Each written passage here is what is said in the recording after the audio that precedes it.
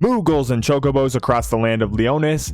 Chris here, and we have a big video today where we're going to rank all of the UR characters in the game right now. When you look at the tier list on the War of the Visions wiki, you basically get these guys here are really good and these guys are less good. So like Kent Murphy, we're going to break this down from a fundamental standpoint and break up these unit tiers. And we're going to specifically be ranking units for people who are free to play or just don't have gil pouring out of every orifice in their body. We'll talk about how free to play and light spending affects the rankings here in a second, but first I just wanted to send a shout out to everyone who has been watching our War of the Visions videos and liking and subscribing and leaving discussion comments. We appreciate you taking the time out of your day to stop by the channel, so shout out to you guys, and we hope to keep delivering you the best War of the Visions content on YouTube. Okay, enough of that, let's fire up the ranking machine. First, let's lay out the ground rules. There's a few things that make ranking units a little different for free to play than those who Scrooge McMoogle it with their vault of money. Number one is versatility, because as free to play, we'll have less units that we get to max out, so we need to get more out of the units that we do have.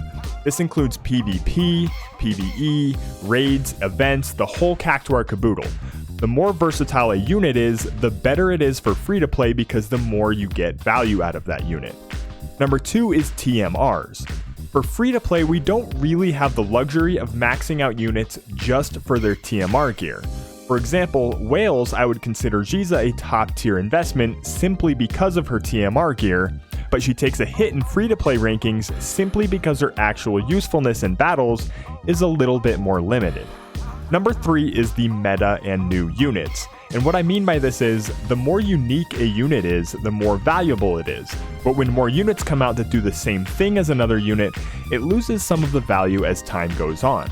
Engelbert is probably the best example of a unit that was dominant when the game launched, but is less valuable now with more and more tanks coming into the game.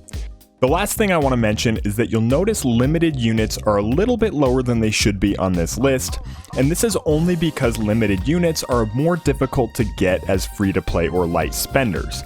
It's just that they're really risky to go for and can be very expensive to try to get to max limit breaks. So when you see them on this list, just know they're probably a little lower than they actually perform in battle. Another thing I want to mention is that War of the Visions is a game that is balanced very well. So pretty much any UR character at level 99 is going to be pretty useful.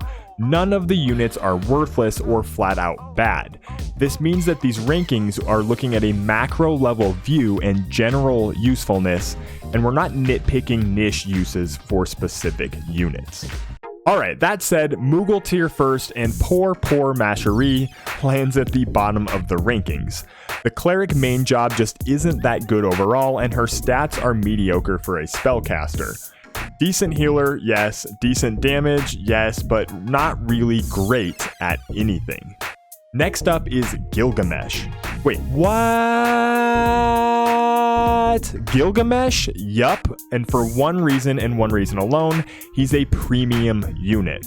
So his shards cost double, and as free to play, it feels like a chore when you actually pull him. Cool, great, I'll get back to you in 2 years when I have enough shards to make him useful. Next up we have Robb, and Robb's main purpose is pretty much increasing the bravery of your units. Almost everything else that he does, there's other URs that do it better and also do other stuff, so Robb lands himself in the Moogle tier.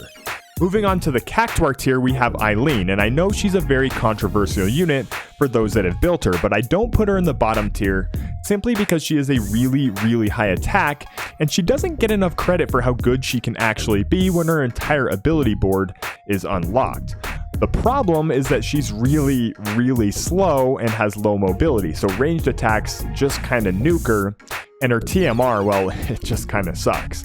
Next we have another Lancer, and it's Oelde, and he's kind of like a tankier Aileen with a better TMR, but he's also pretty slow to get around the battlefield, and his job combination doesn't really have a lot of versatility.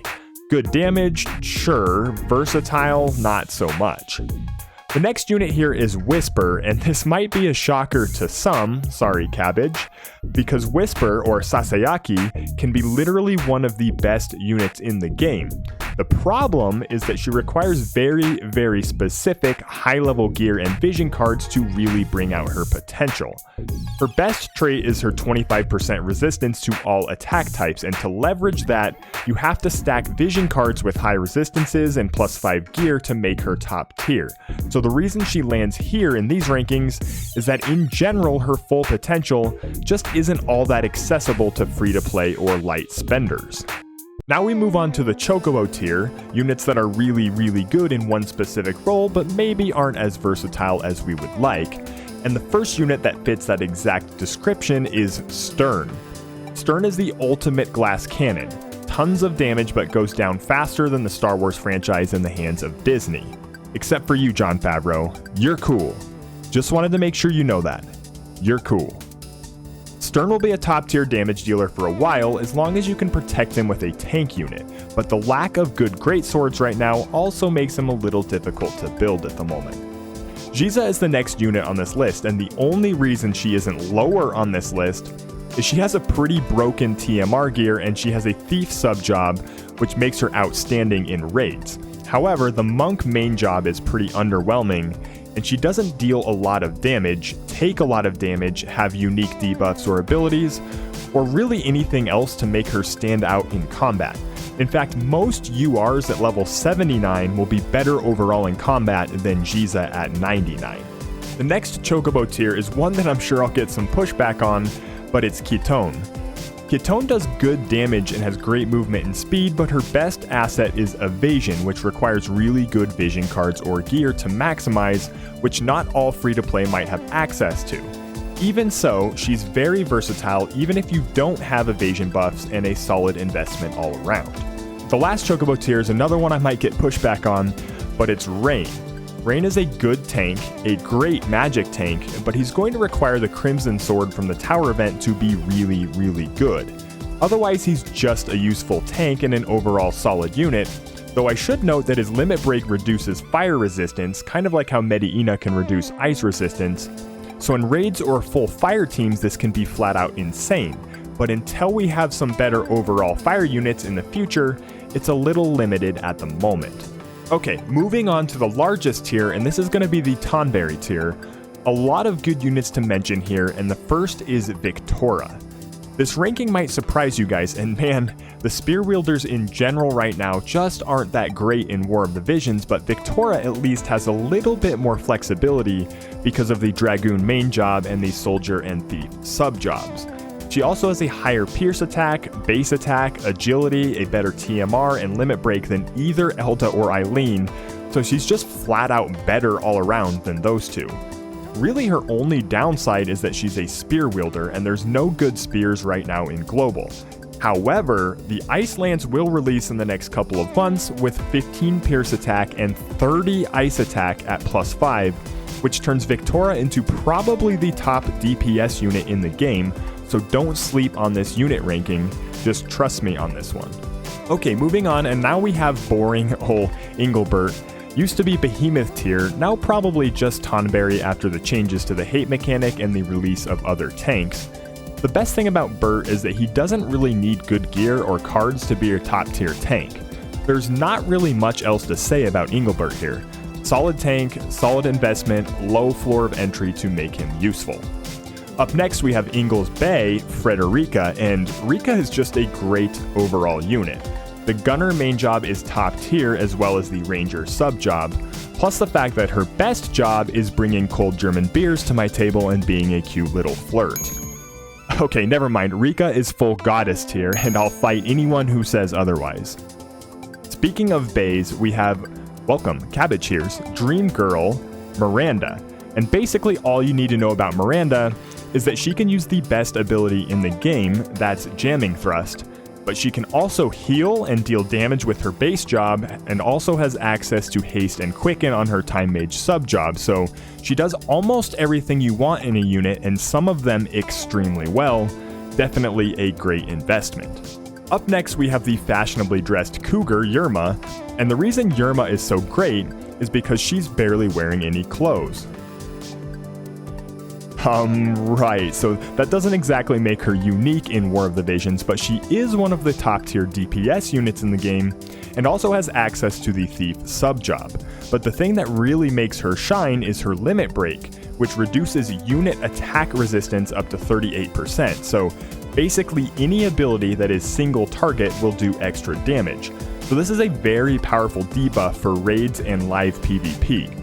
Yerma is basically like Sterne, but faster, better for raids, and just better overall. Lastly in this tier, let's talk about Kilphe, and after getting to look at Kilphe a lot this week, she's a lot like the magic version of Yerma. High damage, pretty tanky, and her limit break reduces magic resistance up to 38%, which is again great for all game modes. In addition, replace the Thief sub with White Mage, and she's serviceable as a healer too. Extremely versatile, but does require some good gear and cards to really rise up into the OP tier for damage. Okay, now the tier we all really want to know about, and that's the Behemoth tier, which is led off by Ayaka. And the simplest way to explain Ayaka is that she is the single best healer in the game, and has an absurdly good TMR, and has access to the full life ability on her main job, which can completely reverse PvP fights in an instant. Not only this, but she has the Time Mage sub-job and access to Meteor and Holy, so she can deal a lot of damage in a pinch when needed. The footnote to this amazing resume is that her TMR is absolutely top tier as well. Moving on, we have the last launch unit we haven't mentioned, which is Mediena. And you all know about Mediena by now, but crazy high magic damage, AoE magic damage, instant cast AoE crazy high magic damage limit break, flare, a top tier TMR, and also the ninja sub job. There's really not much to hate on here at all. Next we have Lucia, and she's kind of like a beefed up, kinkier Frederika. She can create chains easier, has an innate defense penetration ability, and the sharpshoot ability, which for a gunner unit creates a pretty overpowered combination and versatility for almost any game mode. In addition, another top tier TMR here, and you have a unit that you won't regret investing into. Finally, we have the stripper baby mama Vinera, and she probably has the best combination of jobs in the entire game right now, with assassin, thief, and dual gunner, and has absolutely absurd mobility, speed, and evasion.